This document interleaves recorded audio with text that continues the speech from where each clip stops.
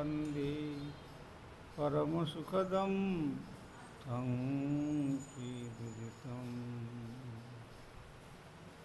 देवी सुरेश्वरी भगवती गंगे त्रिभुवनतारिणी तरलतरंगे शङ्करमौलिनिवासिनि विमले मम मतिरस्तं तव पदकमले भक्त्या विहीनयपराधलक्ष्यै क्षिप्तस्य कामादितरङ्गमध्ये कृपामयि त्वां शरणं प्रपन्या वन्दे नमस्ते श्रीचरणारविन्दम्।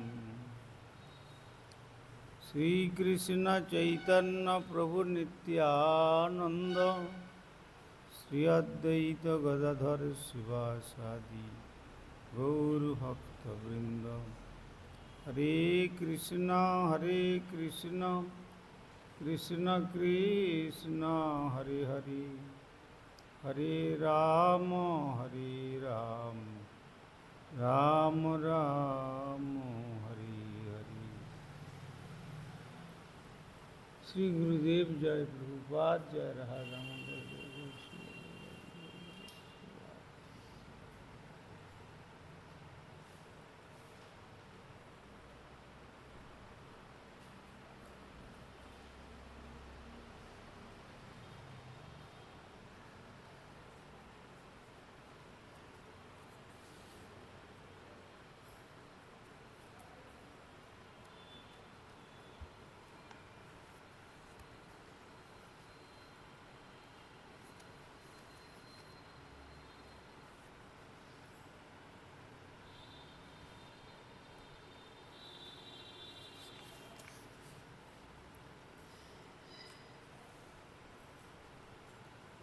আমরা পূর্বে আস্বাদন করেছিলাম শ্রীমদ্ ভাগবত দশম স্কন্ধের ত্রয়োদশ অধ্যায়ের 57 সংখ্যক শ্লোকে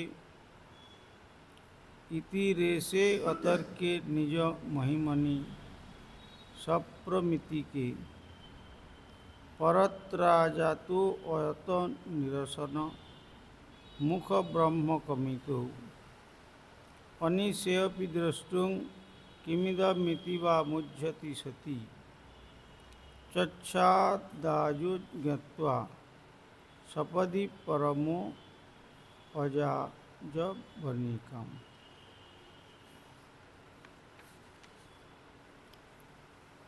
এই শ্লোকের মর্মে আমরা আস্বাদন করেছিলাম পরব্রহ্ম তর্কের অগোচর, তিনি স্বয়ং প্রকাশ, বাদানুবাদ বা কোনো রকম আর্গুমেন্ট করে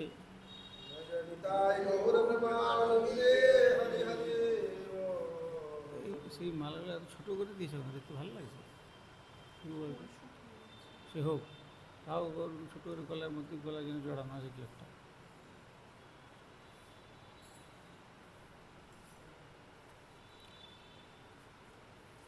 পরব্রহ্ম তর্কের অগোচর,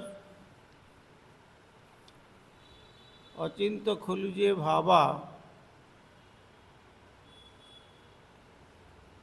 নতাং তর্কে ন যোজয়েত।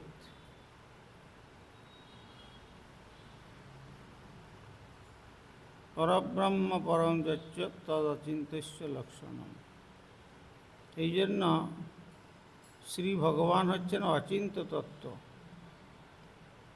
অর্থাৎ আমাদের চিন্তাস্রোতের দ্বারা চিন্তন করে তাকে পাওয়া যায় না। কেবলমাত্র তার কৃপাযোগ্য পাত্রের নিকট তিনি নিজেকে স্বয়ং প্রকাশ করেন। তাই তিনি স্বয়ং প্রকাশ, আনন্দময় এবং জড়া প্রকৃতির অতীত। বেদান্তের দ্বারা অবান্তর জ্ঞান নিরস্ত হলে তাকে জানা যায়। যে ভগবানের মহিমা সমস্ত চতুর্ভুজ বিষ্ণুমূর্তির প্রকাশের দ্বারা প্রতিষ্ঠিত হয়েছিল, তার দ্বারা সরস্বতীর ঈশ্বর ব্রহ্মা মোহিত হয়েছিলেন। তিনি মনে করেছিলেন একই এবং তারপর তিনি আর দর্শন পর্যন্ত করতে পারেননি। তখন ভগবান শ্রীকৃষ্ণ ব্রহ্মার অবস্থা বুঝতে পেরে যোগমায়ার যবনিকা উন্মোচন করেছিলেন। যখন ব্রহ্মা কিংকর্তব্য বিমূঢ় হয়ে ঠিক বুঝে উঠতে পারছেন না যে আমি কি দেখলাম, তখন শ্রী ভগবান কৃপা করে যোগমায়ার যে আবরণ উন্মোচন করেছিলেন। এই মর্মেতে আমরা তাৎপর্য অবলম্বনে কিছু আস্বাদন করেছি। শ্রীকৃষ্ণের শক্তি মায়া শক্তি বা স্বরূপ শক্তি এক, কিন্তু তা বিচিত্র রূপে প্রকাশিত হয়। পরাশ্য শক্তির বিবিধৈব শ্রীয়তে শ্বেতাশ্বর উপনিষদে বর্ণিত হয়েছে। বৈষ্ণব এবং মায়াবাদীর মধ্যে পার্থক্য যে মায়াবাদীরা বলে মায়া এক, কিন্তু বৈষ্ণবরা তার বৈচিত্র্য দর্শন করেন। বৈচিত্র্যের মধ্যে ঐক্য রয়েছে, যেমন একটি গাছে অনেক পাতা ফুল ফল রয়েছে। সৃষ্টিতে নানা প্রকার কার্য করার জন্য নানা প্রকার শক্তির আবশ্যকতা হয়। আর একটি দৃষ্টান্ত দিয়ে বলা যায় যে একটি যন্ত্রে তার সমস্ত অংশগুলি লোহার হতে পারে, কিন্তু তাদের মধ্যে বিভিন্নতা রয়েছে। যে যন্ত্রটি নানা প্রকার কার্য করতে পারে, সমস্ত যন্ত্রটি লোহার হলেও তার একটি অংশ একভাবে কাজ করে, অন্য অংশগুলি অন্যভাবে কাজ করে। যন্ত্রটি যে কিভাবে কাজ করে তা যে জানে না, সে বলতে পারে যে সবই লোহা, কিন্তু তা সত্ত্বেও সব কিছু লোহা হলেও যন্ত্রটির বিভিন্ন উপাদান রয়েছে। এবং যে উদ্দেশ্যে সেই যন্ত্রটি তৈরি করা হয়েছিল, সেই উদ্দেশ্য সাধনের জন্য বিভিন্ন অংশগুলি বিভিন্নভাবে কার্য করে। একটি চাকা এইভাবে ঘোরে, অন্যটি ওইভাবে। এইভাবে প্রতিটি অংশ তার স্ব কার্য সম্পাদন করার ফলে যন্ত্রটির কার্য চলতে থাকে। তার ফলে যন্ত্রটির বিভিন্ন অংশগুলির বিভিন্ন নাম দেওয়া হয়। একটি চাকা, এটি একটি স্ক্রু, একটি চক্রনাভি, এটি তেল ঢালার লুব্রিকেটর ইত্যাদি। তেমনি বেদে বিশ্লেষণ করা হয়েছে পরাশ্য শক্তির বিবিধৈব শ্রীয়তে। স্বাভাবিকী জ্ঞান বল ক্রিয়াচ। কৃষ্ণের শক্তি বিচিত্র এবং তাই একই শক্তি বিভিন্নভাবে কার্য করে। বিবিধা শব্দে সেই কথাই ইঙ্গিত করা হয়েছে। তাই এখানে বৈচিত্র্যের মধ্যে ঐক্য পরিলক্ষিত হয়। এইভাবে যোগমায়া এবং মহামায়া একই শক্তির দুটি অঙ্গ, এবং এই দুটি শক্তি বিভিন্নভাবে কার্য করে। সন্ধিনী, সম্বিত এবং লাদিনী শক্তি। শ্রীকৃষ্ণের সৎ, চিৎ এবং আনন্দ শক্তি যোগমায়া থেকে পৃথক।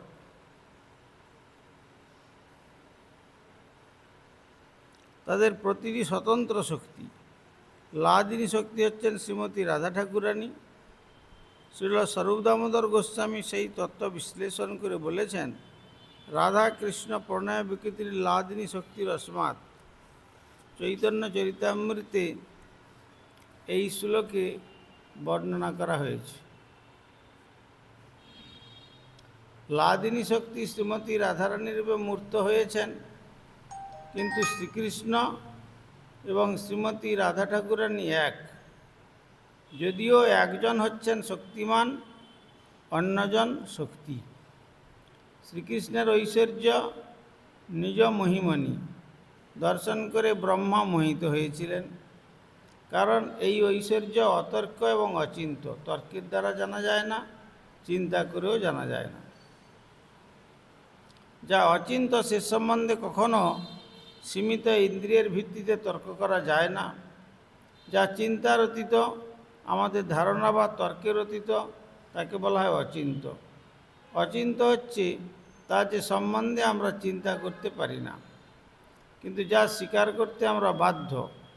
শ্রীল জীব গোস্বামী বলেছেন যে যতক্ষণ পর্যন্ত আমরা পরম তত্ত্বকে অচিন্ত বলে স্বীকার না করি, ততক্ষণ আমরা ভগবান সম্বন্ধে কোনো ধারণাই করতে পারব না। সেই কথা বোঝা অবশ্য কর্তব্য। তাই আমরা বলি যে শাস্ত্রের বাক্য কোনো রকম পরিবর্তন না করেই আমাদের গ্রহণ করতে হবে, কারণ তা তর্কের অতীত। অচিন্ত খলু যে ভাবার নতাংশ তর্কে ন যোজয়েত, যা অচিন্ত তা তর্কের দ্বারা কখনো প্রতিষ্ঠা করা যায় না। মানুষ সাধারণত তর্ক করে, কিন্তু আমাদের পন্থাটি হচ্ছে কোনো রকম তর্ক না করে যথাযথ বৈদিক জ্ঞান গ্রহণ করা। শ্রীকৃষ্ণ যখন বলেন এটি উৎকৃষ্ট এবং এটি নিকৃষ্ট, তখন আমরা তাঁর বাণী স্বীকার করে নিই। এমন নয় যে আমাদের তর্ক করতে হবে এটি উৎকৃষ্ট ওটি নিকৃষ্ট কেন। কেউ যদি তর্ক করে তাহলে সে ওই জ্ঞান লাভ করতে পারবে না। অতএব বিশ্বাস সহকারে মেনে নেওয়ার এই পন্থাকে বলা হয় অবরোহ পন্থা। অবরোহ শব্দটি অবতার শব্দটির সঙ্গে সম্পর্কিত, যার অর্থ যা অবতরণ করে। জড়বাদীরা সব কিছুই আরোহ পন্থার দ্বারা তর্ক এবং বিচারের দ্বারা জানতে চায়, আর চিন্ময় বিষয় এইভাবে জানা যায় না। পক্ষান্তরে অবরোহ পন্থা বা জ্ঞানের অবতরণের পন্থা গ্রহণ করা অবশ্য কর্তব্য। তাই পরম্পরার ধারা স্বীকার করা অবশ্য কর্তব্য।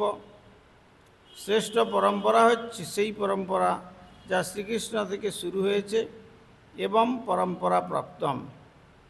শ্রীকৃষ্ণ যখন বলেন যে আমাদের গ্রহণ করা কর্তব্য ইমং রাজর্ষয়বিদু, তাকে বলা হয় অবরোহ পন্থা। ব্রহ্মা কিন্তু আরোহ পন্থা অবলম্বন করেছিলেন। তিনি তার সীমিত শক্তির দ্বারা ভগবানকে জানতে চেয়েছিলেন, তাই তিনি মোহিত হয়েছিলেন। সকলেই তার জ্ঞানের আনন্দ উপভোগ করতে চায়। সকলেই মনে করে আমি কিছু জানি, কিন্তু কৃষ্ণের উপস্থিতিতে এই ধারণা বজায় থাকতে পারে না, কারণ কৃষ্ণকে কখনো প্রকৃতির সীমার মধ্যে নিয়ে আসা যায় না। অবশ্যই ভগবানের শরণাগত হতে হবে, এছাড়া আর অন্য কোনো গতি নাই। নতাংশ তর্কে ন যোজয়েত, এই শরণাগতি কৃষ্ণ ভক্তি। এবং মায়াবাদীদের মধ্যে পার্থক্য নিরূপণ করেছে। অতন্নিরসন শব্দটি অবান্তর বস্তুর নিরাকরণ ইঙ্গিত করে। অতৎ শব্দটির অর্থ যা সত্য নয়। ব্রহ্মকে কখনো কখনো অস্থূল মনঃ নরহস্য মদীর্ঘম বলে বর্ণনা করা হয়, যা বৃহৎ নয়, ক্ষুদ্র নয়, হ্রস্ব নয়, দীর্ঘ নয়। বৃহদারণ্যক উপনিষদ নেতি নেতি, এটি নয় ওটি নয়, কিন্তু এটি কি? একটি কলমের বর্ণনা করে কেউ বলতে পারে এটি নয় ওটি নয়, কিন্তু সেটি যে প্রকৃতপক্ষে কী তার বর্ণনা পাওয়া যায় না। এটিকে বলা নিষেধাত্মক সংজ্ঞা। ভগবদ্গীতায় শ্রীকৃষ্ণ নিষেধাত্মক সংজ্ঞার দ্বারা আত্মাকে বিশ্লেষণ করেছেন। ন জায়তে ম্রিয়তে বা কদাচিৎ, তার জন্ম হয় না, কখনো তার মৃত্যু হয় না, এর বেশি আর কিছু জানা যায় না। কিন্তু সেটি কি? তার নিত্য, অজ, নিত্য, শাশ্বত, অয়ং পুরাণ, ন হন্যতে হন্যমানে শরীরে। আত্মা অজ, নিত্য, শাশ্বত, অমর এবং চিরপুরাতন। দেহটিকে হত্যা করা হলেও আত্মাকে হত্যা করা যায় না। ভগবদ্গীতার শুরুতে আত্মাকে বোঝা অত্যন্ত কঠিন, এবং তাই শ্রীকৃষ্ণ নিষেধাত্মক সংজ্ঞা প্রদান করেছেন। নৈনং ছিন্দন্তি শস্ত্রাণি, নৈনং দহতি পাবক, ন চৈনং ক্লেদয়ন্ত আপো, ন শোষয়তি মারুত। আত্মাকে অস্ত্রের দ্বারা ছেদন করা যায় না, আগুনে পোড়ানো যায় না, জলে ভেজানো যায় না, হাওয়াতে শুকানোও যায় না। শ্রীকৃষ্ণ বলেছেন তাকে আগুন দিয়ে দহন করা যায় না। অতএব কল্পনা করতে হয় এটি কি যা আগুন দিয়ে জ্বালানো যায় না, এটি একটি নিষেধাত্মক সংজ্ঞা। অতএব শ্রী ভগবত তত্ত্ব সম্বন্ধে এখানে বিশেষভাবে বিশ্লেষণ করে জানিয়ে দিলেন যে কোনোভাবেই শ্রী ভগবানকে জগতের জীব তাদের নিজ নিজ চেষ্টার দ্বারা কখনো জানতে পারে না। ঈশ্বরের কৃপালেশ হয়তো যাহারে সেই ঈশ্বর তত্ত্ব জানিবারে পারে। অর্থাৎ ভগবানের কৃপা হলে তখনই ভগবত তত্ত্ব সম্বন্ধে জীব জানতে পারে, তা না হলে শত শত চেষ্টার দ্বারা তাকে জানা যায় না। ততো অর্বাকপতিলব্ধাক্ষ কপ পরে এতবদুত্থিতম কৃচ্ছ্রাদুন্মিল্য বৈ দৃষ্টির রাচষ্টেদং সহাত্মনাম। তত অর্বাক প্রতিলব্ধ অক্ষক, তখন বাহ্য চেতনা লাভ করে প্রতিলব্ধ অক্ষ ব্রহ্মা পরে তবৎ মৃত ব্যক্তির মতো উত্থিত হয়ে দাঁড়িয়েছিলেন। কৃচ্ছাৎ অতি কষ্টে উন্মিলিত করে বস্তুতপক্ষে দৃষ্টি তাঁর চক্ষু আচষ্ট, তিনি দেখেছিলেন এই ব্রহ্মাণ্ড সহ আত্মনা, তিনি তাকে নিজে সহ এইরূপ দর্শন করলেন। তাহলে তখন ব্রহ্মা বাহ্য চেতনা লাভ করে মৃত ব্যক্তির বেঁচে ওঠার মতো উঠে দাঁড়িয়েছিলেন। অতি কষ্টে তার চক্ষু উন্মিলিত করে তিনি নিজেকে সহ এই ব্রহ্মাণ্ড দর্শন করেছিলেন। তাহলে প্রকৃতপক্ষে আমাদের মৃত্যু হয় না। মৃত্যুর সময় কিছু কালের জন্য আমরা কেবল নিদ্রিত অবস্থার মতো নিষ্ক্রিয় হয়ে থাকি। রাত্রে আমরা যেমন ঘুমিয়ে পড়ি এবং তখন আমাদের সমস্ত কার্যকলাপ বন্ধ হয়ে যায়, জেগে ওঠা মাত্রই আমাদের স্মৃতিশক্তি ফিরে আসে। আমরা চিন্তা করতে শুরু করি, ও আমি কোথায়, আমাকে কি করতে হবে।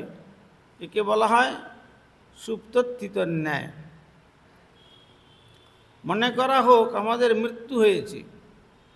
মৃত্যুর অর্থ কিছু সময়ের জন্য নিষ্ক্রিয় হয়ে যাওয়া এবং তারপর আবার আমরা আমাদের কার্যকলাপ শুরু করি। আমাদের কর্ম এবং স্বভাব অনুসারে এইভাবে জন্ম জন্মান্তর চলতে থাকে।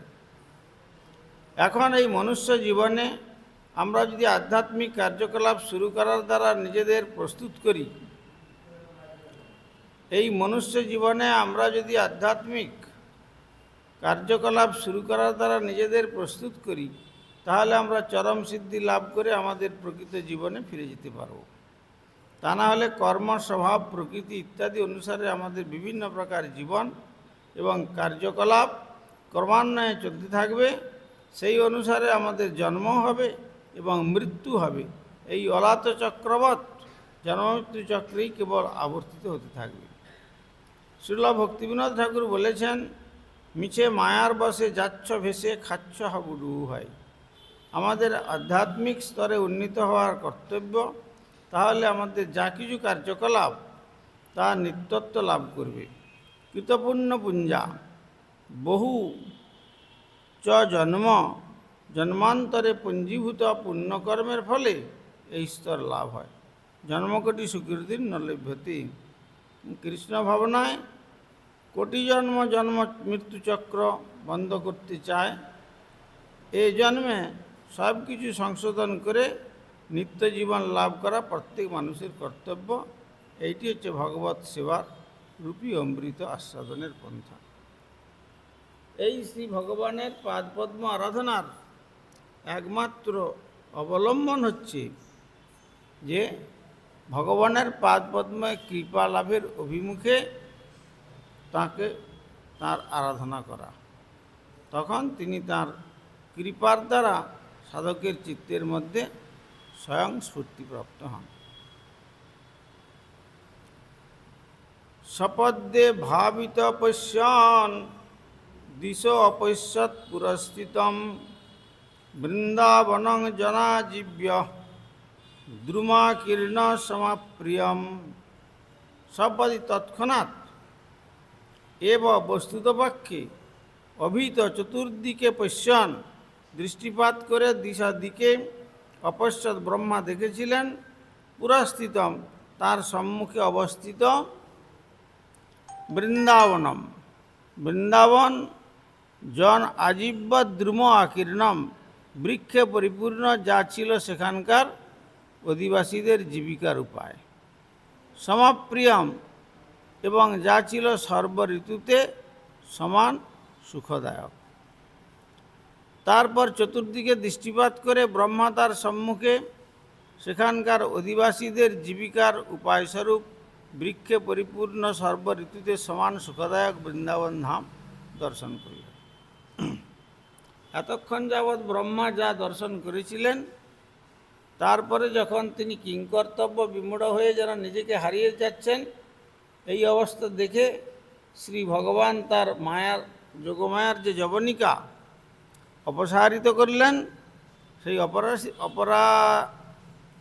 অপসারিত করার পর যখন চতুর্দিকে দৃষ্টিপাত করলেন, তখন দেখলেন সেখানকার বৃন্দাবনের অধিবাসীদের জীবিকার উপায়স্বরূপ বৃক্ষে পরিপূর্ণ সর্ব ঋতুতে সমান সুখদায়ক বৃন্দাবন ধাম দর্শন করবার সৌভাগ্য প্রাপ্ত হয়েছিলেন। জনাজীব্য ধ্রুবাকীর্ণম বৃক্ষ এবং বনস্পতি অপরিহার্য, তারা সারা বছর সর্ব ঋতুতে সুখদায়ক। বৃন্দাবনে সেই অবস্থা রয়েছে। এমন নয় যে বৃক্ষগুলি এক ঋতুতে সুখদায়ক, অন্য ঋতুতে সুখদায়ক নয়। পক্ষান্তরে তারা ঋতুর পরিবর্তনেও সমান সুখদায়ক। বৃক্ষ এবং বনস্পতি সকলেরই জীবিকা নির্বাহের উপায়স্বরূপ নির্ধারিত হয়েছে। সর্বকাম দুগামহী, কলকারখানা নয়, বৃক্ষ এবং বনস্পতি জীবিকা নির্বাহের প্রকৃত উপায়। এইভাবে ব্রহ্মাজি সমস্ত দর্শন করলেন। আর যত্র নৈসর্গ দুর্বৈরা সহাসন নৃমগাদয় মিত্রাণি বাজিতাবাস দ্রুতরূর্তর্ষকাদিকম যত্র নৈসর্গ দুর্বৈরা সহ আসন, যেখানে প্রকৃতির দ্বারা শত্রুভাবাপন্ন সহ আসন একত্রে বাস করে নৃমানুষ মৃগাদয় পশু মিত্রাণি বন্ধু ইব সদৃশ অজিত ভগবান শ্রীকৃষ্ণের আবাস বাসস্থান দ্রুত পলায়ন করেছে। রূঢ় ক্রোধ তর্ষক আদিকম তৃষ্ণা, অর্থাৎ বৃন্দাবনে ভগবানের যে চিন্ময় ধাম, যেখানে ক্ষুধা তৃষ্ণা অথবা ক্রোধ নেই, সেখানে স্বাভাবিক শত্রুভাবাপন্ন মানুষ এবং হিংস্র পশুরা পরস্পরের প্রতি চিন্ময় বন্ধুত্ব সহকারে একত্রে বাস করে। যেহেতু বৃন্দাবন আনন্দের ধাম, বৃন্দায়া বনম যা স এব বৃন্দাবনম, সেই যে বৃন্দাবন আনন্দের ধাম, সেই আনন্দের ধামটি সম্পূর্ণ চিন্ময়। সেখানে আনন্দ ছাড়া দুঃখের কোনো অস্তিত্ব নেই, বা জগতের জীবের ক্ষুধা তৃষ্ণা ক্রোধ কোনোটাই সেখানে স্থান লাভ করে না। সেখানে স্বাভাবিক শত্রুভাবাপন্ন মানুষ এবং হিংস্র পশুরা পরস্পরের প্রতি চিন্ময় বন্ধুত্ব সহকারে একত্রে অবস্থান করে। এটি হচ্ছে বৃন্দাবনের স্বাভাবিক অবস্থা।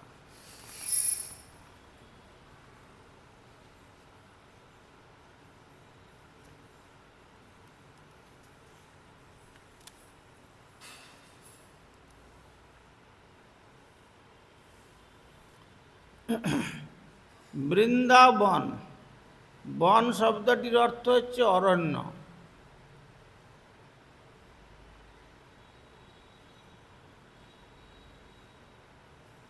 আমরা সাধারণত অরণ্যকে ভয় করি এবং সেখানে যেতে চাই না, কিন্তু বৃন্দাবনের পশুরা দেবতাদের মতো, কারণ তাদের মধ্যে হিংসা নাই। এমনকি জড়জগতেও বনে পশুরা একত্রে বাস করে।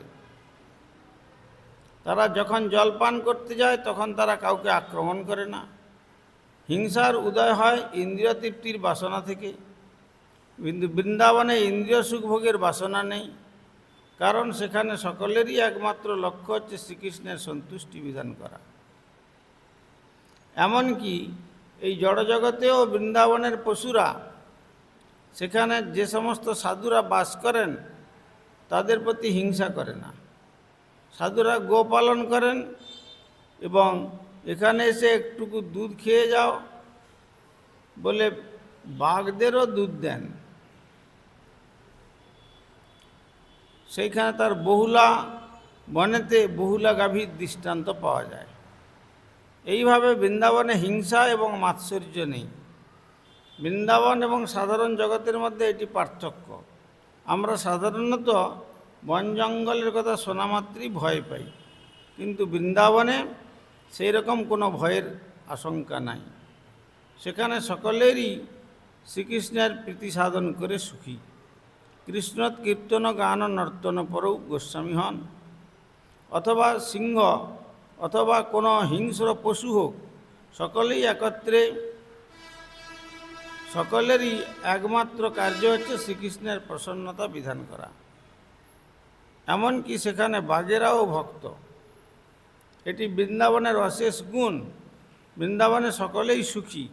গোবৎসরা সুখী, বিড়ালেরা সুখী, কুকুরেরা সুখী, মানুষেরা সুখী, সকলেই সুখী। এবং বৃন্দাবনে যারা এইরকম জন্ম লাভ করেছেন, এইরকম জন্ম যারা পেয়েছে, তারা সবই পূর্ব জীবনের বহু সাধনার ফলে যোগী, ঋষি, তপস্বী, তারা ভক্ত, তারা এইভাবে জন্মগ্রহণ করেছে। কেউ পশু হয়ে, কেউ পক্ষী হয়ে, কেউ বৃক্ষ হয়ে, কেউ তৃণগুল্ম লতা হয়ে। সেই জন্য বলেছেন বৃন্দাবন কি এমন কি পশু পক্ষীরও দূরের কথা, বৃন্দাবন বৃক্ষলতা কা মরম না জানে कोई, जहाँ ডাল ডাল আর পাত পাত মে রাধা কৃষ্ণ কা নাম হয়। বৃন্দাবনের যে বৃক্ষলতা তারও মহিমা কেউ জানতে পারে না, যা ডালায় ডালায় পত্রে পত্রে রাধা গোবিন্দের যুগল নাম পরিলক্ষিত হয়। সুতরাং অপর প্রাণী সম্বন্ধে আর কি অধিক বক্তব্য থাকতে পারে। তাই সকলেই চান তার ক্ষমতা অনুসারে শ্রীকৃষ্ণের সেবা করতে, তাই হিংসা নেই। কেউ কখনো মনে করতে পারে যে বৃন্দাবনের বানরেরা মাৎসর্যপরায়ণ, কারণ তারা কখনো কখনো খাবার চুরি করে উৎপাত করে, কিন্তু বৃন্দাবনে আমরা দেখতে পাই যে বানরদেরও মাখন দেওয়া হয়, যা শ্রীকৃষ্ণ স্বয়ং বিতরণ করতেন। কৃষ্ণ স্বয়ং দেখিয়ে গেছেন যে সকলেরই বেঁচে থাকার অধিকার আছে, সেটি বৃন্দাবনের জীবন। আমরা কেন মনে করব যে আমি বেঁচে থাকবো আর তুমি মরে যাবে? না, সেটি জড়জাগতিক জীবন। বৃন্দাবনের অধিবাসীরা মনে করেন শ্রীকৃষ্ণ যা কিছু দিয়েছেন আমরা তার প্রসাদ রূপে তা ভাগ করে পেতে পারব। এই ধরনের মনোভাব হঠাৎ উৎপন্ন হয় না, কিন্তু শ্রীকৃষ্ণ সাধনার ফলে তা ধীরে ধীরে বিকশিত হয়। সাধনার দ্বারা এই স্তরে উন্নীত হওয়া যায়। এই জড়জগতে বিনামূল্যে আহার বিতরণ করার জন্য পৃথিবীর সর্বত্র অর্থ সংগ্রহ করা যেতে পারে, কিন্তু তা সত্ত্বেও যাদের খাবার দেওয়া হচ্ছে তারা তার মর্ম উপলব্ধি না করতেও পারে। কিন্তু কৃষ্ণ চেতনায় মহিমা হচ্ছে তার মর্ম মানুষ ক্রমশ উপলব্ধি করতে পারবে। যেমন আফ্রিকার ডারবান শহরে শ্রীকৃষ্ণ চেতনার আন্দোলনে একটি মন্দির সম্বন্ধে একটি প্রবন্ধে ডারবান পোস্টে লেখা রয়েছে, এখানকার সমস্ত ভক্তরাই ভগবান শ্রীকৃষ্ণের সেবায় অত্যন্ত সক্রিয়ভাবে যুক্ত। তার ফলস্বরূপ স্পষ্টভাবে দেখা যায় সুখ, সুন্দর স্বাস্থ্য, মনের প্রশান্তি, সমস্ত সদ্গুণের বিকাশ। এটি বৃন্দাবনের প্রকৃতি। হরাব ভক্তস্য কুতো মহৎগুণা, কৃষ্ণভক্তি ব্যতীত সুখলাভ করা অসম্ভব। মানুষ সুখের জন্য বিভিন্নভাবে সংগ্রাম করে যেতে পারে, কিন্তু তারা সুখ লাভ করতে পারবে না। তাই মানব সমাজকে ভগবদ্ভক্তির মাধ্যমে সুখ, সুন্দর স্বাস্থ্য, মনের প্রশস্তি এবং শান্তি, সমস্ত সদ্গুণ সমন্বিত জীবন লাভের সুযোগ প্রদান করার চেষ্টা হয় সমস্ত সাধক সমাজের দ্বারা। অতএব সাধু কৃপার মাধ্যমে ভগবত তত্ত্ব এবং ভগবত ধামের যে অপ্রাকৃতত্ব এটি সাধক উপলব্ধি করতে পারেন। বঞ্ছাকল্পতরুভ্যশ্চ কৃপা সিন্ধুভ্যৈব চ পতিতানাং পাবনেভ্যো বৈষ্ণবেভ্যো।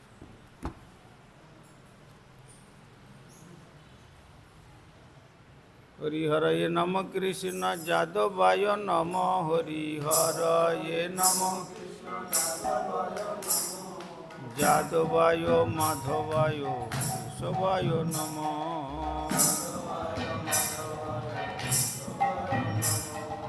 গোপাল গোবিন্দ রাম শ্রী মধুসূদন আর গিরিধারী গোপীনাথ মদন মোহন।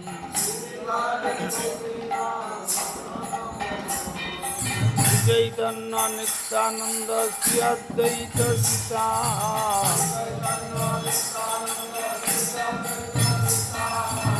হরি গুরু বৈষ্ণব ভাগবত গীতা।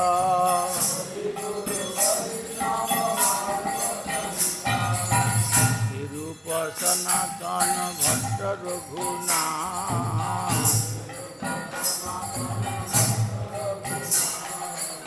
জীব গোপাল ভট্ট রঘুনাথ।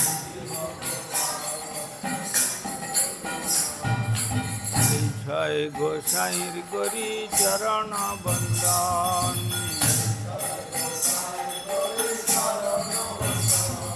আর যা হইতে বিঘ্ন না সবিষ্ট পুরাণ।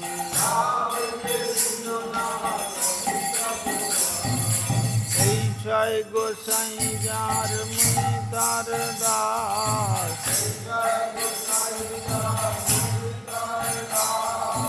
দাসবার পদ রেণু মোর পঞ্চগ্রাস। তাদের চরণ সেবী ভক্ত সনে বাস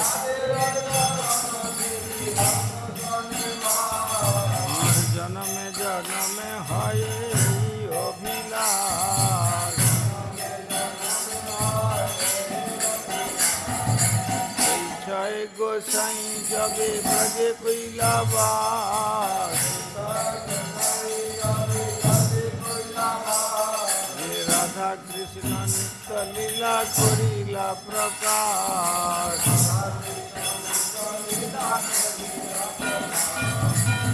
আনন্দে বল হরি ভজ বৃন্দাবন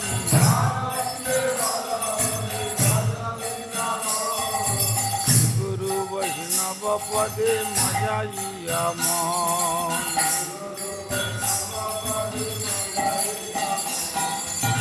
গুরু বৈষ্ণব পাদ পদ্ম করিয়া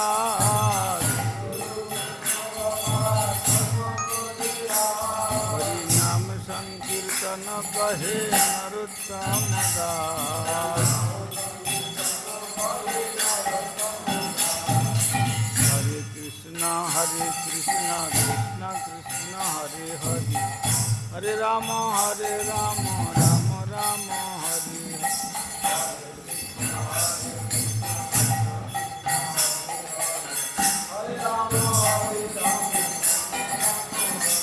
Hare Krishna, Krishna Krishna, Hare Hare, Hare Rama, Rama Rama, Hare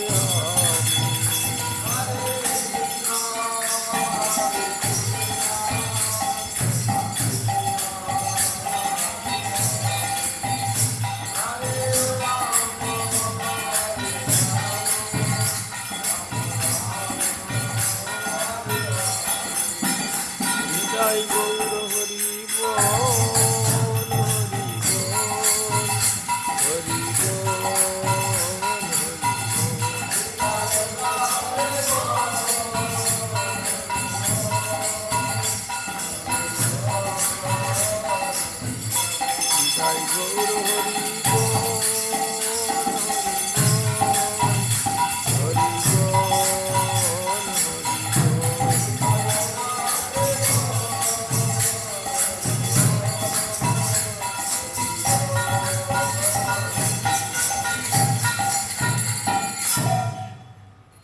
Shri Shri गुरु गौरांग गंधर्विका गिरिधारी श्री राधा गोविंद गोपीनाथ मदन मोहन श्री जगन्नाथ बलदेव सुभद्रा श्री राधारमन देव धामेश्वर श्री गौर सुंदर श्री श्री राधा दामोदर जी ग्रंथराज श्रीमद् भागवतम तुलसी महारानी तथा संध्याकालीन भागवत अधिवेशन महामहोत्सव की जय।